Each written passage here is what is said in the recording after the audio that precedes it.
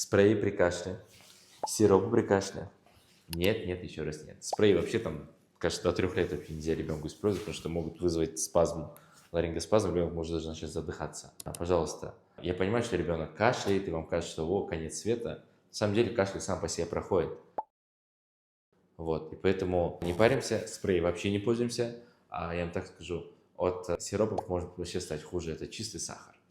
Еще больше информации у нас в Академии родителей. С Академией родителей ваш ребенок будет точно здоровее.